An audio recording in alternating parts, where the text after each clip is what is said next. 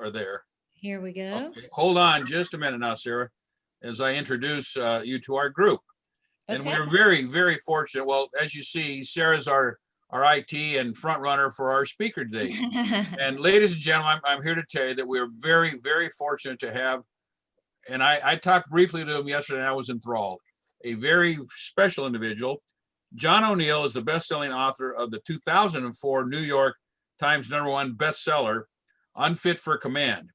And if you recall, that was the book really that some say did in the challenger for the presidency, and that would have been who was that again? Remind me, folks. John Kerry. John Kerry. John Kerry. Thank you, John. But more importantly, he followed that book up that was in 2004, but he came up with another book that he released starting in 2004. It was called The Fisherman's Tomb. And he chose to write it because it's a story that he believes should have been told.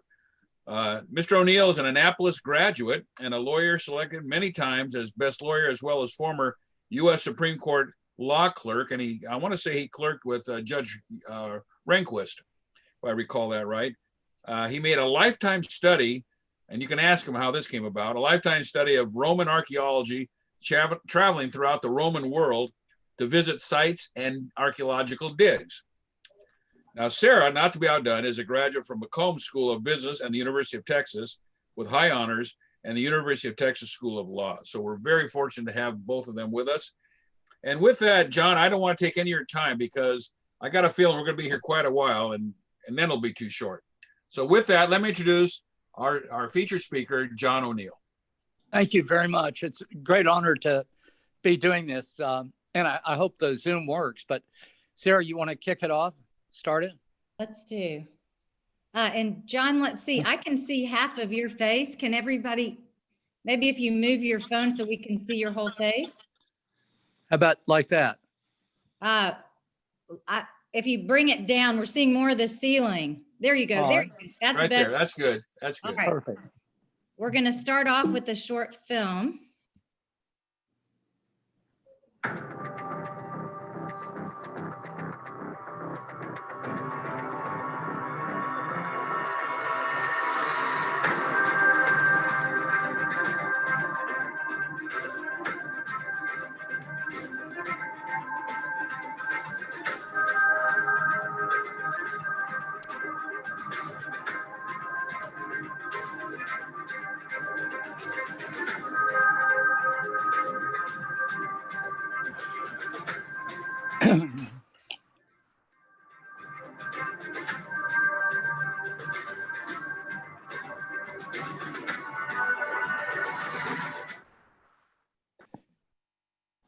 This slide right here, of course, depicts St. Peter's Basilica in Rome, which has been the center of Christianity for 1,500 years.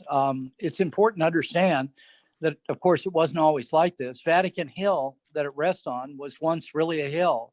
And beginning about 8,000 years ago, people began to throw trash all over the hill. When the great walls of Rome were built, roughly 300 AD, 300 BC, Vatican Hill was outside the walls. And so it just served as a trash dump and didn't seem to have any particular significance. It became really significant in around 66 AD. In 66 AD, the Emperor Nero determined that he would build a huge palace in the center of Rome and an immense statue. Of course, he needed space for that. And so what he did in the summer of 66 AD was start a terrible fire. The fire burned the great homes of Rome on the Palatine Hill. It destroyed Rome's most ancient temples, like the Temple of Jupiter. And it was devastating to Rome. Of course, he did it secretly. The Romans were very angry. Word spread that Nero had started the fire, and his solution, like all tyrants, like Hitler or Stalin, was to blame it on the Christians. And so he initiated a terrible persecution of the Christians, which ended up killing, for sure, Paul, and at least by tradition, resulted in the death of Peter. I should explain that Nero's persecution was incredibly cruel, so cruel that even historians like Tacitus describe it, how appalled Romans were. He got little kids, he would sew them into sacks, into animal skins, throw them to wild dogs and let the dogs tear the kids apart. He would take Christians, hoist them up on poles dipped in oil, and light his gardens with them, and he crucified any number of people. Tradition always told us that Peter was in Rome during that, although the Bible leaves Peter in 44 AD in Antioch, and then it has 2 letters from Peter that seem to imply that Peter was in a very dangerous place, but don't name Rome as the place. But tradition always said he was in Rome, and that he was crucified upside down because he told the persecutors that he wasn't worthy to be crucified in the same way as Christ. Peter was about 65 years old when he was killed. Those gardens of Nero, where he was crucified, are about 400 yards from Vatican Hill.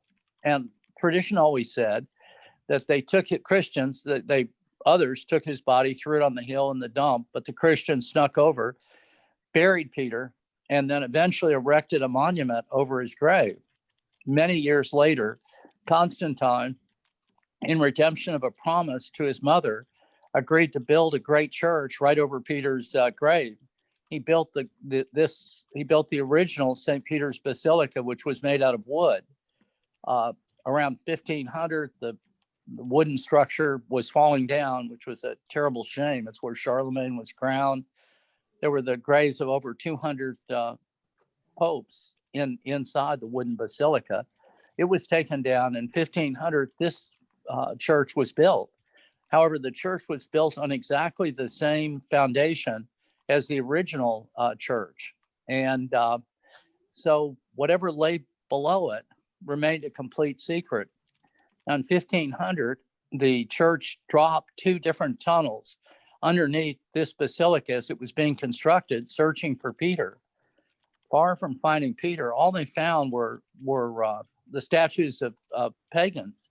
One of them, most famously, was the statue of a naked man holding a glass of wine up and saying, "Bring me my wine unwatered and the young women, for tomorrow you will die too."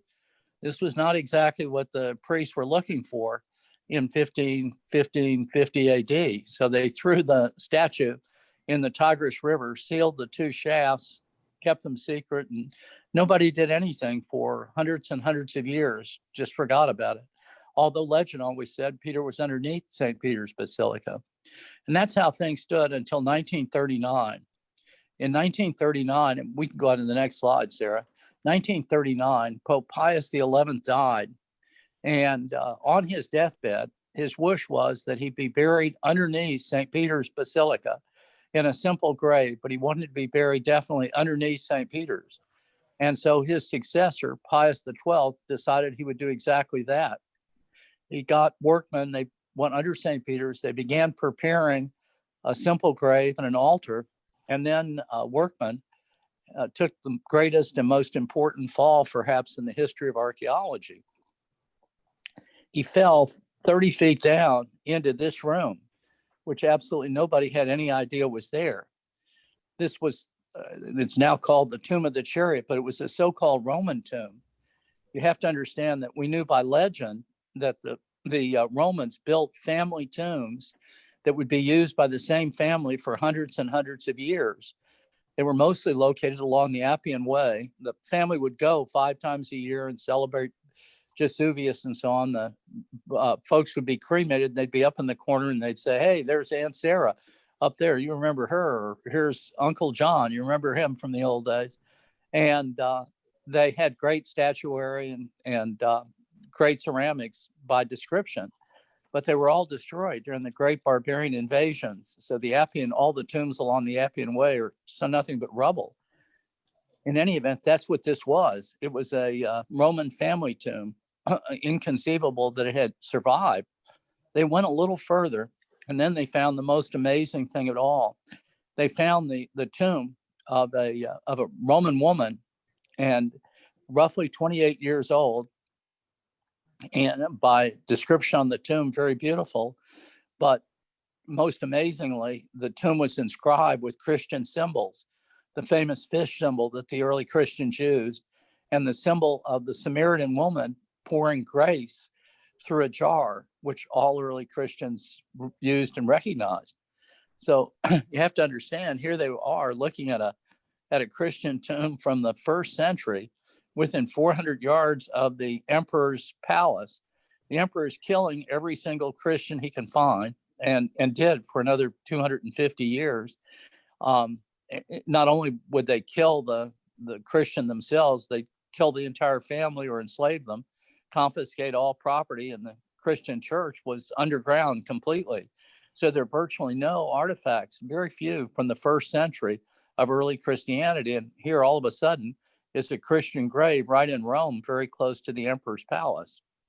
Well, when the Pius XII, who had become the Pope, discovered this, of course, he asked himself, is Peter really there? Pius had grown up in the Vatican. His father was the Vatican's lawyer. He had always believed that Peter could be found there, but the question was there really documentary evidence he could be found? The first place to go was the library in the Vatican. That's an incredibly beautiful place, poorly organized in those days, of no computers. So it took a while. I found 3 very important references to Peter. You need to understand that this library contains the greatest collection of codices and documents from pre-500 in the entire world, 75,000 different codices of one kind and another that survive in original form only in this library. The very first thing they found was a letter from the Bishop Ignatius in 95 AD. He was being taken to Rome to be executed. And so he wrote a letter to his followers that said, and I'm paraphrasing, it said, look, I know I'm going to Rome to be executed, but I'm happy because I will be able to die there where Peter and Paul died. That seemed to fix beyond any question the fact that Peter and Paul both made it to Rome and both died in Rome. The second thing they found was a very important letter from a man named Gaius around 140 AD. And Gaius's letter said, it was written to a cynic, and it said, look, and I'm paraphrasing, if you don't believe in Christ, come with me to Rome and I'll show you a monument on Vatican Hill that the Christians have erected over the grave of Peter. Gaius's trophy came to be called. The entire search would always look for Gaius's trophy because there it was in writing from 140 AD that Peter was there within 100 years of the death of Peter. The third and final important literary document was from the so-called Book of the Popes. The popes every year for 1,500 years maintained a constant record of what happened during that year and during their pontificate. The entry for 44 AD said, look, you will find Peter directly plumb bob under the center of the original St. Peter's Basilica, and you'll find a great treasure with him. It proved to be half right. There was enough confirmation that the Pope wanted to go forward with the entire project. And in order to do this, we can go to the next picture, Sarah. He assembled an outside team. The outside team had 3 important people, 2 of which you've never heard of before.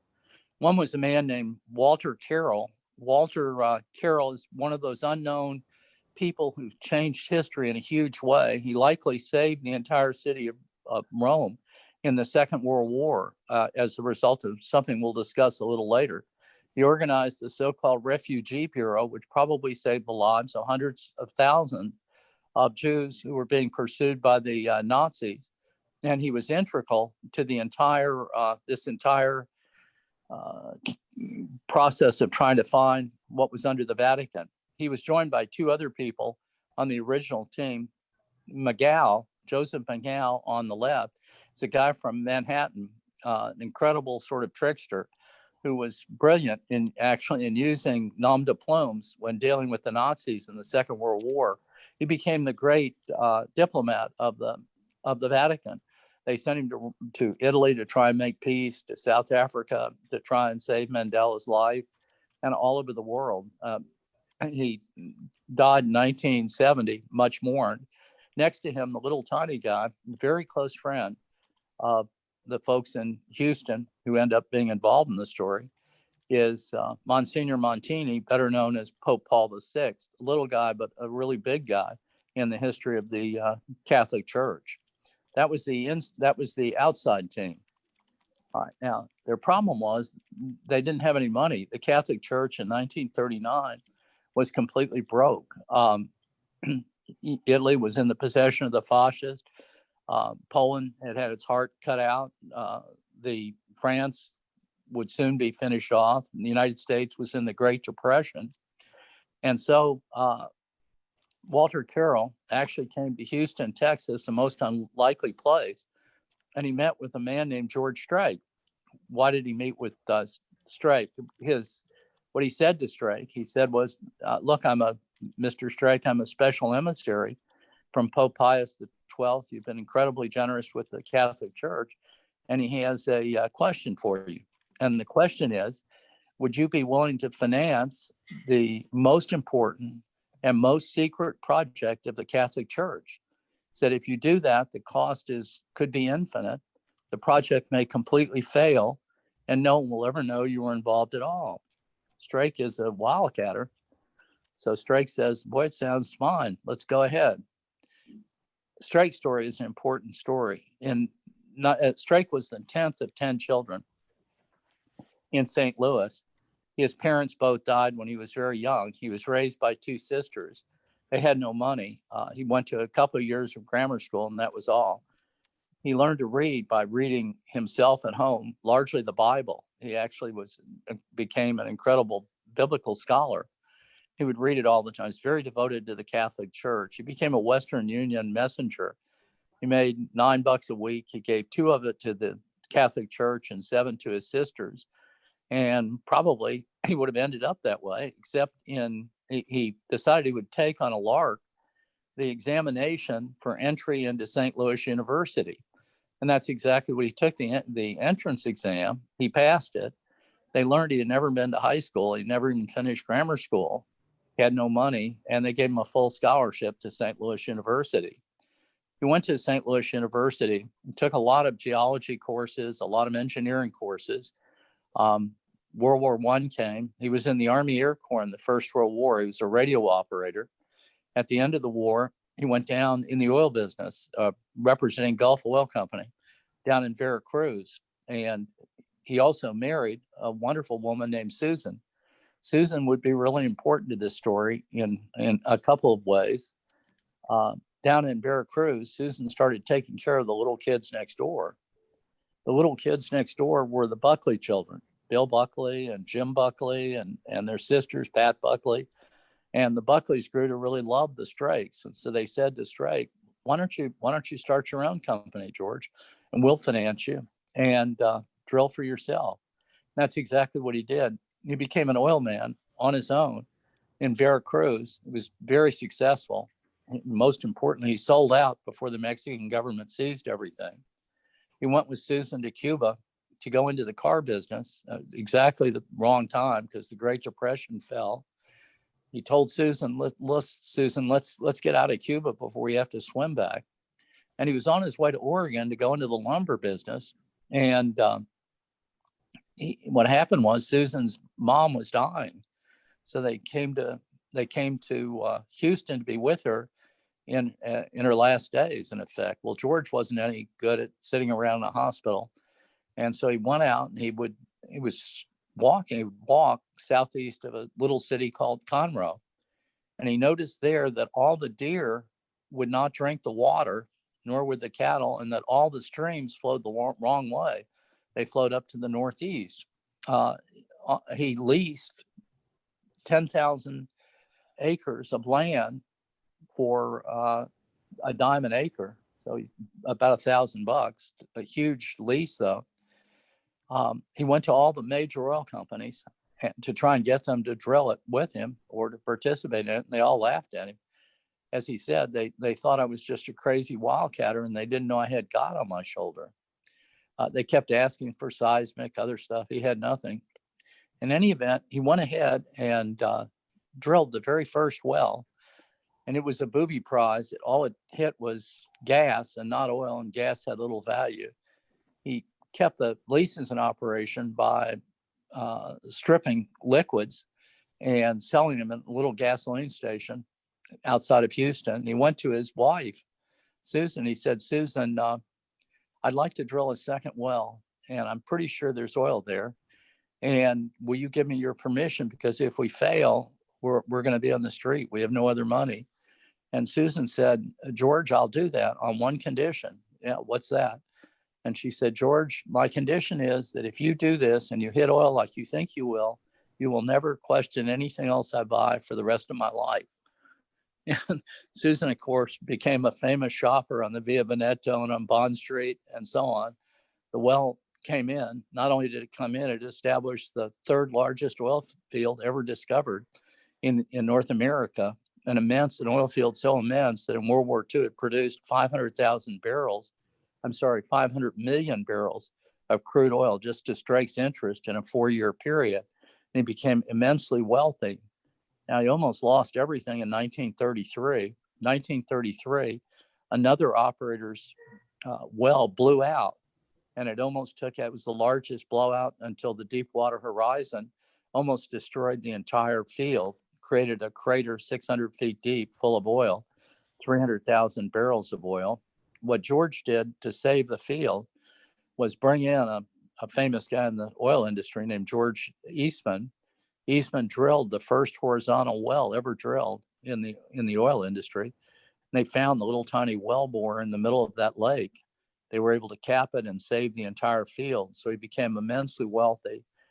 His pattern was to give everything away secretly. His condition was always that no one would know that he had given them something, and he would give it completely secretly. His great cause was the Catholic Church, and he gave it all away as it arrived. In other words, he didn't believe. He had a slogan on his desk that said, God doesn't care what you do with your money after you die, because here's what you do with it when you're alive.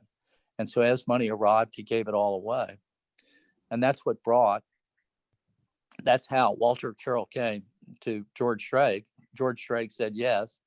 The money was now in place.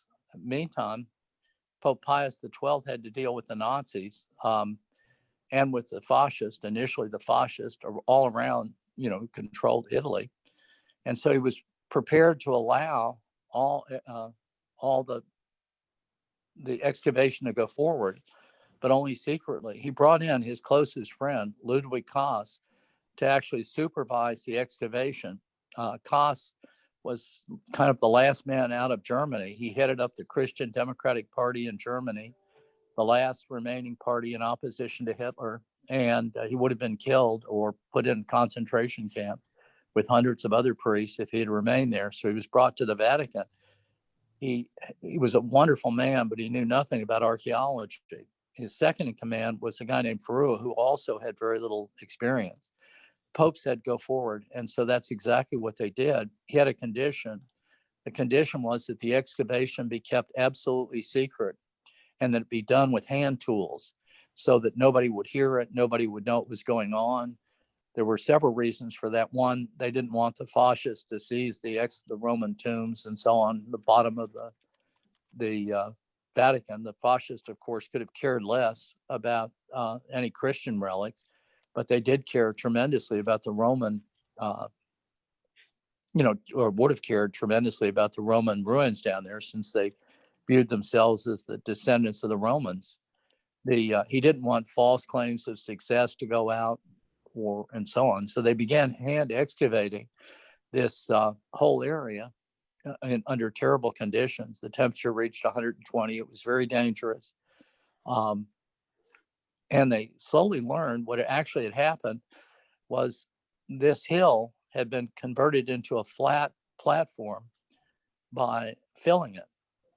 And they found streets full of Roman tombs, completely full and preserved for all time by Constantine. This is a picture of one of the streets. There were 22 different family tombs they found initially.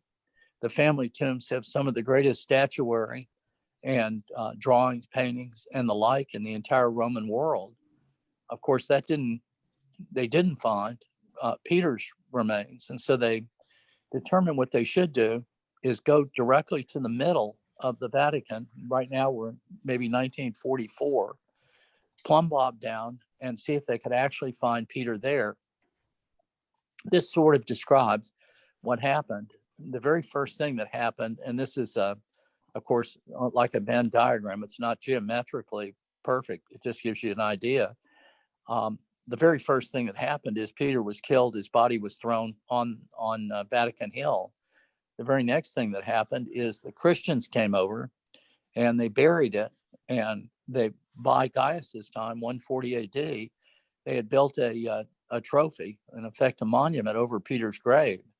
Meantime, because the Appian Way had filled up, Roman families began building family tombs all over this hill, so that as you left Rome, you could look up and you'd say, hey, there's the Huntsbergers. There they are. And so on, so on. And it filled up in the period between roughly 66 AD when Peter was thrown there, and much later, 330 AD, when Constantine came along. We can go to the next drawing. Constantine promised his mom he would build this, great cathedral church right over Peter's grave, but he couldn't knock down the hill, because if he knocked down the hill, he'd knock down all those family tombs. And the O'Neills, who had had a tomb there for 400 years, or the Wynnes, or whoever, the Valeriuses, there would be a war on his hands if he tried to destroy the things that encapsulated the entire memories of some of the great families of Rome. And so what he did was simply fill it with millions and millions of tons of fill, so that some of those tombs now were as far down as 90 feet, and Peter's tomb filled to a depth of 30 feet. And that fill covered everything. Importantly, around 250 AD, a wall was built right next to Gaius's Gaius's marker. And that wall would be the entire solution to the puzzle. It's just a red wall, sometimes called the graffiti wall.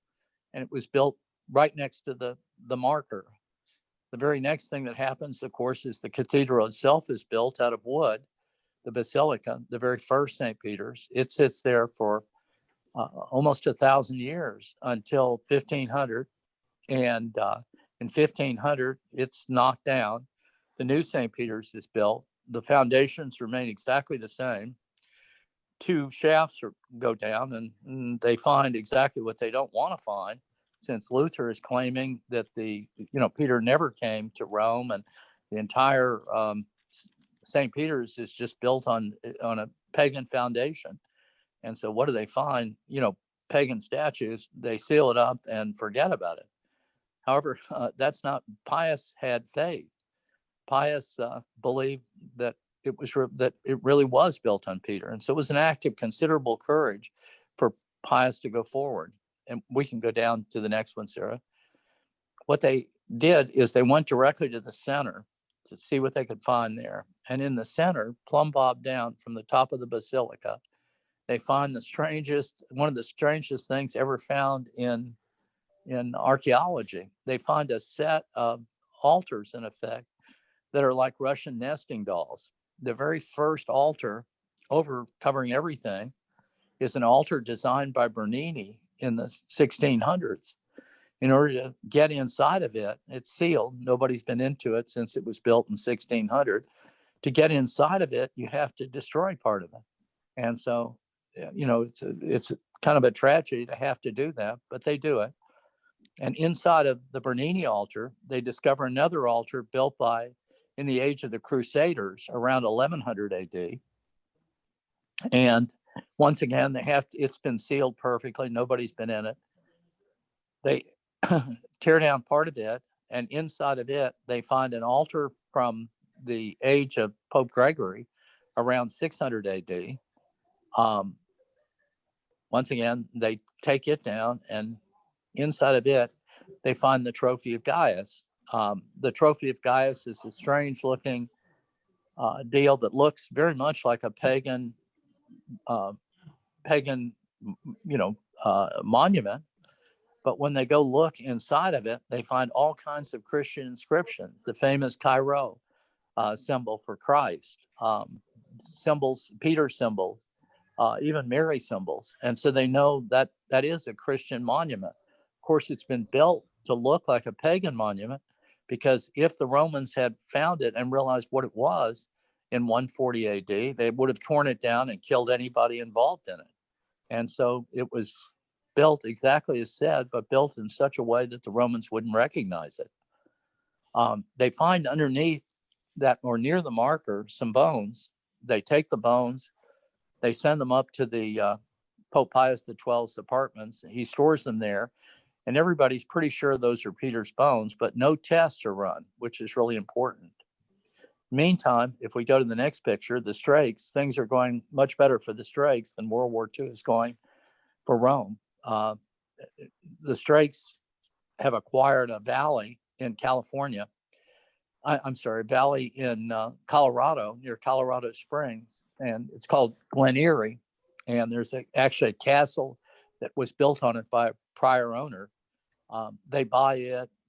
They go up there, and it's a way to get away from polio and stuff during the summers. In the end, George Strake gives it away completely to the Billy Graham Crusade, and a part of it to Catholic Charities. The funny story about Glen Eyrie occurs in 1943. In 1943, Howard Hughes, the oil guy and movie producer, produces a movie starring Jane Russell called The Outlaw. He advertises for the star, saying he's going to hire her based only on her figure. And he hires Jane Russell, and then things really get bad at the Academy Awards when Bob Hope introduces Jane Russell as the two and only Jane Russell. So the Catholic Church condemns The Outlaw, condemns gives it a mark where it's a mortal sin to go see it. It's a mortal sin even to go to a theater that The Outlaw is being shown in. The Strake kids are at Glen Eyrie with their parents, and who shows up at Glen Eyrie but Howard Hughes and Jane Russell and the Mitchum, Robert Mitchum, and the Strake kids are all thinking, oh, our entire family is going to hell now. They're terrified by the whole thing. Anyway, he gives away Glen Eyrie and the whole valley. And we can go to the next picture, Sarah. These are some of their friends during World War II, Frank Sinatra and the like. Susan, George is very parsimonious. He spends virtually nothing on himself. He gives all his money away. Not so much Susan. Susan, they say when Susan leaves Houston, all the great department stores fly their flags at half-mast in this period of time. Susan is a great shopper and very much a vivacious character. Anyway, moving on to the next picture. In Rome, things are not going so well. The Italian troops, aren't any Roman legions. They fold and run like rabbits in North Africa.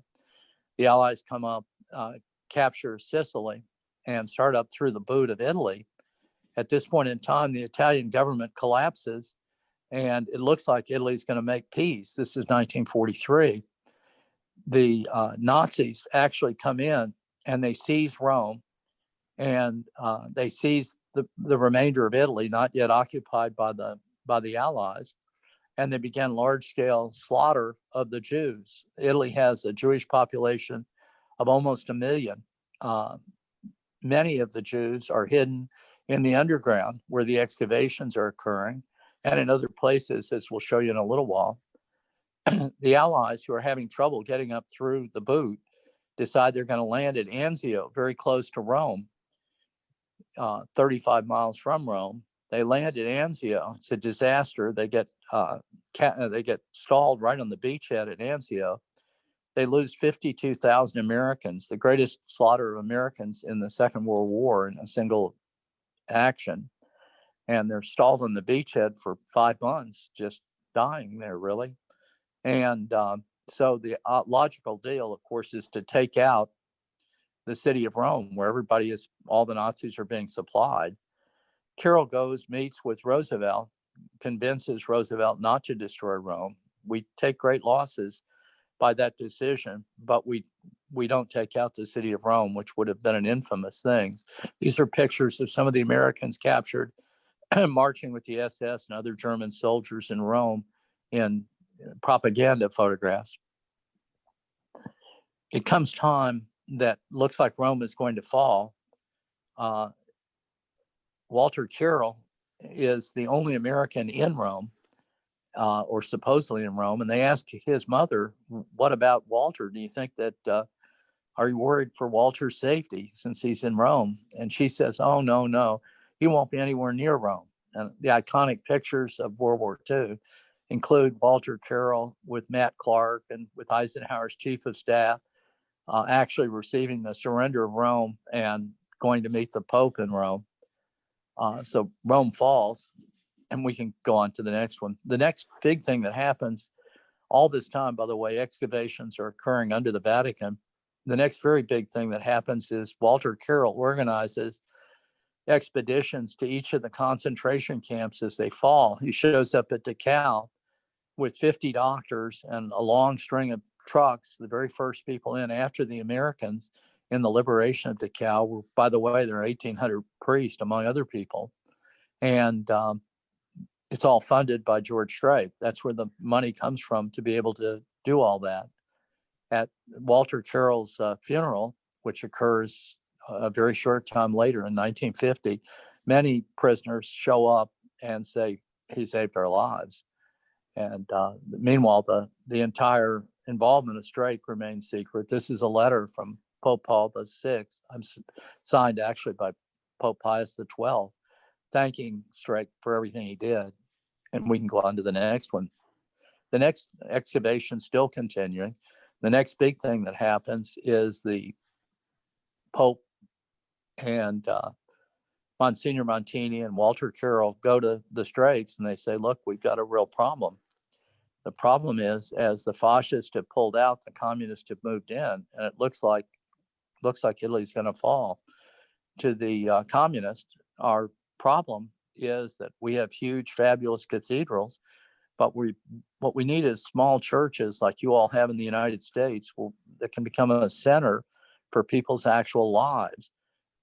We have wonderful places to pray, but we don't have schools and places that become meaningful to families. And so we'd like to build those in the worst sections of Italy to try and invigorate our faith and at the same time, hopefully protect our country. And so they began with a church at Garibaldi in southeast Rome, a terrible area. And they built it there, and an Italian axiom says that whoever carries that area will carry Rome, and whoever carries Rome will carry all of Italy. In the 1940s, they built over 40 of these churches, paid for in substantial part by the Strakes, all done in coordination with Walter Carroll. And in the 1948 elections, Italy defeats the communists so that an arrow isn't shot right in the heart of NATO, and NATO and Western Europe in many ways are saved. There are newspaper articles at the time that attribute all this to Carroll and Strake, none of which Strake ever authorized, or of course he was doing it all secretly. And he would be very surprised to learn there's actually a monument at the very first of those churches to him and to Carroll. I've always thought that Strake looks to me like he's saying, what am I doing here in Garbatelli? At any rate, that's the monument at St. Philip Neri in Garbatelli to the first of those churches. 1949, the underground begins to flood. The workmen say this is the curse of St. Peter, and this is what you get for looking for St. Peter's bones. And it looks like all the work is going to be lost. Instead, they find that it's an ancient Roman pipe that's burst, and they save the underground. 1949, this is Antonio Ferrua, the number 2 guy on the inside excavation. A very difficult man by all accounts. He has a degree in archaeology, but no practical experience before he gets involved in this particular archaeological project. He basically cuts everybody out of it and takes charge of it sort of in a self-appointed manner. And he makes some big mistakes. In 1950, word leaks out that the tomb has been found. The Pope goes on the radio and says, yes, we found the tomb. We don't know if we found the bones or not. That requires additional testing. He calls all the Strakes to Rome, now all either gone or old. And he thanks them for all their help on this project. And I believe that there's a conversation that occurs then that I can't prove, but there's a good deal of reason to believe it's true. I think that they George Strake meets directly with Montini and with Pope Pius XII. And they say, George, we're very concerned. We've done this entire project in-house to keep it secret. And we're concerned maybe that, have we done it the right way? Has everything been done correctly? Because they're kind of worried about Ferrua. And so George Strake says, well, no problem. Just hire the best man in the world. I'll pay for it. And they say, well, you see, there's a problem, George. The best man in the world is not a man. The best man in the world in this field is a woman. And so he says, well, that's okay. She's a good Catholic like us. And so let's bring her in. And they say, well, George, actually, she's not. She's an agnostic as far as we can tell. Her name is Margherita Garducci. And he says, well, let's bring her in. And that's how Margherita Garducci arrived. Sarah, you want to take over? Yes, John often lets me discuss Margherita Garducci because he knows I love her story. This is she in front of the what's called the Gorton Code, or the Great Inscription. And this had the entire laws of Greece etched in between the years of 525 and 450 BC. It contained the clearest picture of how the Greeks regulated their lives on the edge of the Golden Age, including a penal code, laws on women, marriage rights, etc. And she spent about 25 years deciphering this. She became famous for her work here, and also happened to be a Florentine family friend of Montini, who became Pope Paul VI. And so as a family friend, she was invited to see the underground necropolis, actually the first non-Vatican employee to tour it, and expected her visit to last about a week. And it extended into 25 years. The way that happened, she went down and was initially shown the necropolis. And Pope Paul VI said, well, Margherita, what do you think about how we're doing down here? And she was a small, frail woman with sometimes little tact. And she said, I think this is terrible. You've done a very poor job photographing this. You're exposing incredible artwork to the damp underground.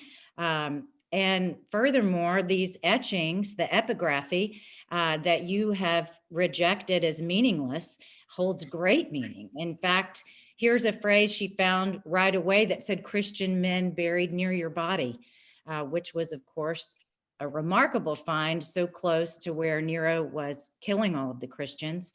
And so she was made head of the project, and Ferrua was fired in 1953, which caused a great brouhaha, as you can imagine, at the time.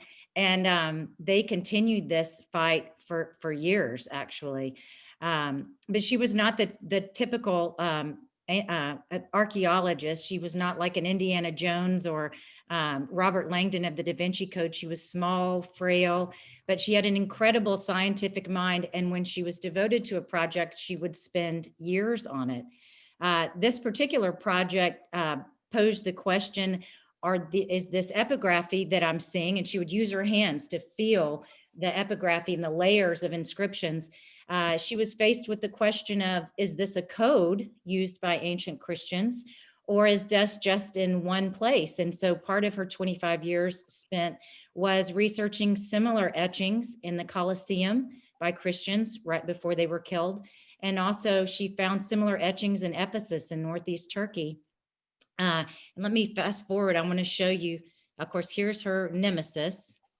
Here's another portrait, but let's get to the etchings. Here are the graffiti wall inscriptions that were dismissed by Farua. Here's a good slide. You can see the P with the dashes at the bottom. That was a symbol for Peter in the reference in Matthew when Christ said, "I will give you the keys to the kingdom." So she found that repeatedly. In fact, she found over 20 references to Peter underground in the necropolis. An important one, this was actually removed by Farua and taken to his apartment. She saw the hole, asked what used to be here. They said this is a stone that's been removed to Farua's private apartment. And on this, it read, "Peter is here," or "Peter is near." And that was a clear sign that we're close. Here's an example of the graffiti wall niche where the bones were found. Here she is pointing to it. But she's a big player in the puzzle of how it was discovered. Well, what she did, the epigraphy, first of all, she found in the niche, she learned that there had been bones in the niche originally, and they had been taken off to storage 10 years before. This was actually taken off to storage in 1943. And so she got the bones out of, first she got the bones that had been found near the monument and sent them to the greatest forensic anthropologist in the world, a guy named Dr. Carenti. Carenti looked at the bones that they had thought were Peter's. He determined these were the bones of a woman, not a man, so they certainly were not Peter's, the ones that had been in the Pope's apartment for 9 years. She then got the bones that were found, had been in the graffiti wall, but then placed in storage, and gave those to Carenti. What Carenti found was that the bones found originally in the graffiti wall had originally been buried under Gaius's trophy because there was dirt still adhering to them from its days of being buried there. Sometime before, after 250 and before 310 AD, they were put in the graffiti wall. On the bones were threads of gold and purple cloth. The purple cloth was from no later than the 2nd century because the snail used for the pigmentation had died off in the 2nd century. The bones were the bones of a 60 to 70-year-old man who had been crucified upside down. He still had nail marks. His feet had been cut off. It was almost a complete skeleton. The bones had remained sealed in the wall from the original time between 250 and 310 AD until they were actually removed around 1943. Based on this evidence, she then submitted the bones to 6 different scientists. Their uniform conclusion was that, in fact, these were the bones of the Apostle Peter, and that that's who it was. She gave all that information to Pope Paul VI, and Pope Paul VI declared, "We found Peter's bones. This is Peter." And so there were newspaper articles and the like about it. The Strakes were called back to Rome, thanked again by Pope Paul VI this time in 1966, and the bones were placed on display under the Vatican. And that's where everything stood, except that everybody died. Pope Paul, first of all, Walter Carroll died in 1950. The other participants all died by 1969 or 1970. George Strake died pushing a car up a hill in Texas in August 1969. And finally, Pope Paul VI, who had just written a foreword praising her find and talking about what a fabulous find it was for the Catholic Church, died. When there was no Pope at all, 3 days after Pope Paul VI's death, Farua, who had risen to be administrative head of the archaeological department of the Vatican, came to see Garducci and said, look, thank you very much, Margarita, but your services are no longer required and you're no longer allowed to go into the excavation area. Not a nice thing to do. And if he thought, however, that, he was through with Garducci, who by this time was 75 years old, he simply didn't know enough 75-year-old determined women. Garducci kept her position at the University of Rome and over again wrote about the authenticity of her find. And there were really no logical arguments against it. But she didn't stop there. She actually did other archaeological work. It's among the most important archaeological work of the 20th century, all after age 75. The symbol of Poland is the Black Madonna. The Poles fought the Mongols carrying this icon that you look at, unsaved Europe outside of Warsaw. They fought the Turks outside of Vienna carrying this Black Madonna icon in front of them. Pope John Paul II became a priest because he was inspired by this icon. But nobody had any idea where it really had come from, except that it had been in Poland a long time. A related mystery is the very earliest picture of any kind of Christ and Mary was brought by Helena to Constantinople around 310, 320 AD. It's called the Hagia Madonna because it was placed in the Hagia Sophia in the great church in Constantinople. However, and it's described very often in a lot of historical books, but there were no surviving copies of it, and the Turks destroyed it completely in 1453 when they conquered Constantinople. So it was lost to history. Nobody knew what it looked like. What she actually did at the age of 84 is she found in a monastery in Tuscany an exact duplicate of the Black Madonna, together with the documents proving that it had been a gift by the Patriarch of Constantinople to the Pope roughly 700 AD. So what she saw with two of the most important mysteries of history, the earliest image of Mary and Jesus, what it looked like, and where the national symbol of Poland actually came from. It actually came from the icon in the Hagia Sophia. She found there was a statue. Everybody dismissed it, just bad, Renaissance sculpture. She was able to prove that statue was actually in the tomb of the emperors before the collapse of Rome in 400. So that is the earliest Christian statue in the entire world. She was able to authenticate that. And so she became very famous, and she continued teaching. Finally, in 1992, there was a very famous debate in which she debated people representing Farua at the University of Milan. And it was conducted by the head of Sotheby Europe, who was a very famous archaeologist by himself. And the debate, of course, the question was, had she found Peter's bones or not? She said that she was always never tried to attack anyone, but she did say that she had been deeply hurt by the fact that people had claimed that her faith had controlled her decision and her science. And the truth was that her faith, and she'd become by this time very deeply a Catholic, came from her science. It came from the inscriptions that she found under the Vatican that went back to the very earliest Christian doctrine. Chi-Rho symbol, a line, cross, line, V for victory, or R for redemption, authenticating the earliest Christians believed exactly the same stuff that we believe.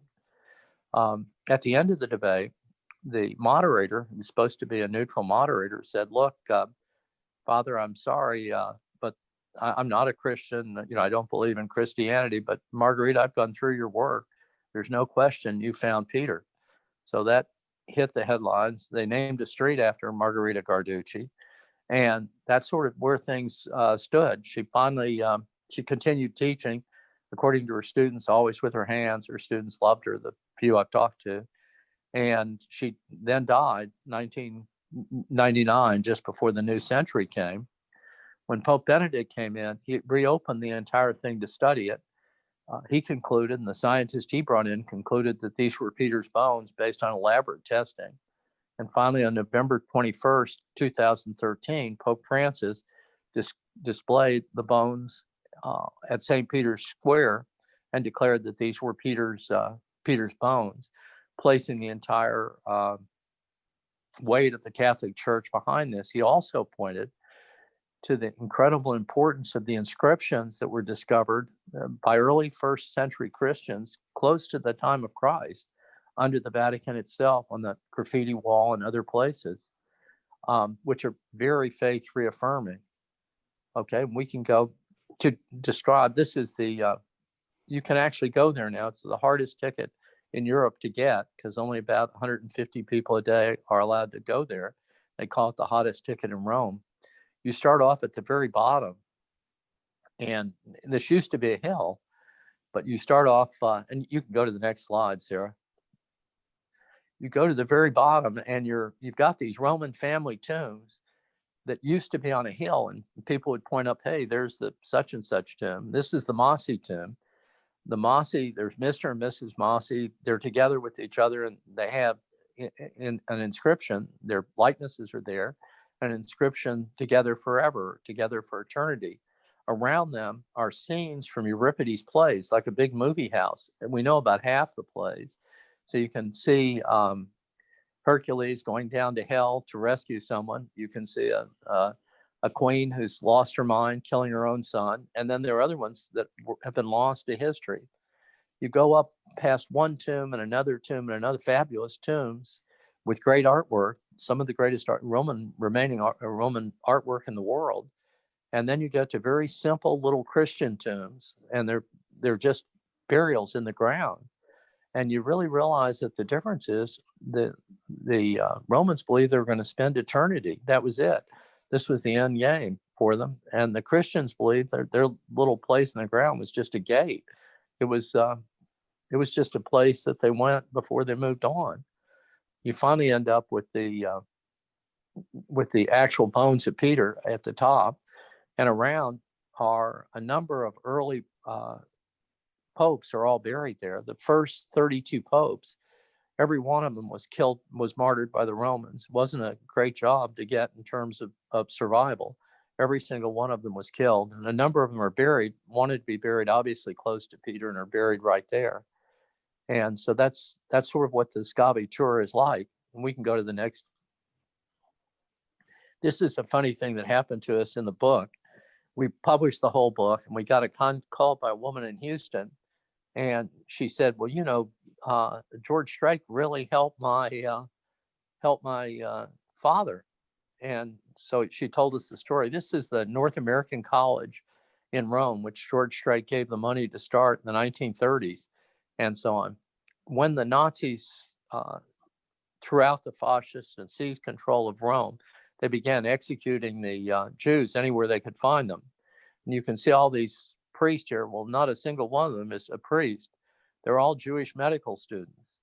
And the woman's father lived to be a grandfather and so on, because he was able to find refuge here as a priest in the North American College, which also hid out bomber pilots and all kinds of bric-a-brac of all kinds of refugees from the Nazis. I think that's a shame Strake never got a chance to see that, because I think he would have really loved the idea that he helped all these people out.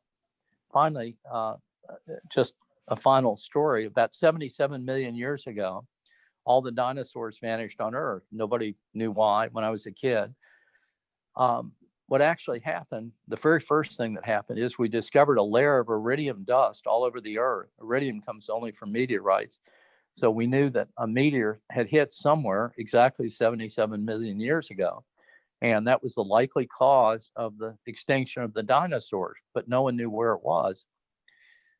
Geologists in Houston, oil and gas geologists, found a semicircle of sands that all suggested a huge tsunami, a mile high, had gone over the top of Houston 77 million years ago. And by drawing, in effect, a radius off that semicircle of sand, they predicted that you would find a huge crater off the coast of Yucatan. People looked, and sure enough, off the coast of Yucatan was a crater 140 miles wide from a meteor that was 14 feet wide. And it had tossed a wave 5,000 feet high over Houston. And that wave had laid down the bottom sands for the great Conroe field. And so George Strake's mighty oil field actually got created by a celestial object, something that he would have absolutely no trouble believing. And so that's sort of the story, folks. And I'd be happy to answer any questions. Well, wow. Let me just say that's quite a story. And I told you, ladies and gentlemen, that you would be enthralled. And Mr. O'Neill did not disappoint. Wow. Could you not see this going on for another couple hours? I mean, the stories, the strings that reach out. I know many of you need to leave. Please feel free to go now. We will be meeting again December 4th, first Friday in December, with another fabulous program. But John, I just want to say that was unbelievable. Does anyone have any questions for our famous guest? Anyone want to? Yes, Don, go ahead, please. John, if you don't mind, could you just tell how you got onto this path in the beginning of writing this book? I think it's a very inspirational story. Yeah, what happened is in 2004, I wrote a political book, and it sold 1 million and some copies, and we gave the money away to guys that had been hurt. But I got actually all kinds of death threats, and so did my wife, who was sick. And so I was out of the writing business. I was going to write another book as long as I lived. And I went to Rome, and I toured under the Vatican with Michael Novak, who's not anymore, he's dead, but he was a fabulous theologian and a close friend of John Paul II. And so I learned about the whole Scavi tour, or at least the primitive part of it, a good bit of it. Then I came back to Houston. I was sitting and eating lunch with George Strake, the son, the guy that's the young guy in those pictures. And I started telling him all about how amazing I thought it was. And he said, John, I know all about it. We financed the whole thing. I thought, oh my goodness, this is a fabulous story. And I said, I've just got to write this story down. And then what really happened, honestly, is I got very, very sick. I had 4 different kinds of cancer, throat cancer and brain cancer and so on. And I wasn't worried at all, as I told you, Don, about dying, because I had a lot of friends die in Vietnam, and I'm with those guys that believe it's just a gate, that you pass through. But I was terrified that I wouldn't get to write this book, because I just could imagine having, checking out and then seeing the old guy as I imagine God, and the old guy would say, well, you were supposed to write this book. Why didn't you write the book? I didn't have a good answer. And so I was much relieved and thrilled when I got to write the book and put the book out. And that's actually how I wrote the book. And Sarah, of course, was a wonderful help in the whole book. Sarah is a great lawyer, and we couldn't have written the book just by myself. That's amazing. John, why don't you touch just briefly on what you did in Vietnam? You were a swift boat commander? I was in little swift boats, and we operated down in the Yumen forest, which had been controlled by the North Vietnamese. We lost, about half the people in our unit and stuff, so it was very dangerous. But I was never wounded, so I was very, lucky in that way. I still. Yesterday, I spoke to a guy who actually saved my life in that unit, now, quite old. And those people remain my closest friends, many of them, even after all these years. But it was a very exciting, very interesting and exciting year. Okay. You lived an amazing life, and we're just glad that you did live it. And you have a lot more to go, and I expect to see more books coming out of you. Well, I'm really happy I got to write this book, because I didn't have any answer for why didn't you write this book? If God asked me, why didn't you learned about this, why didn't you write this book?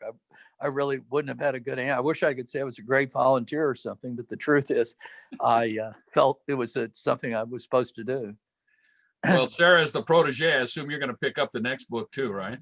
Right, for sure. We submitted this week another book to HarperCollins. Really? So the fun continues. Anytime I get to work with John, I say yes. It's Now, what is this book on? This book is on, actually, Sarah, we weren't going to list Sarah on the book until last week when she That's decided she was willing to be listed. This is a book all about how some great people that the Russians poisoned. The great ballerina Pavlova, the head of the Greek Orthodox Church, Tikhon, and people that were poisoned at Stalin's instruction.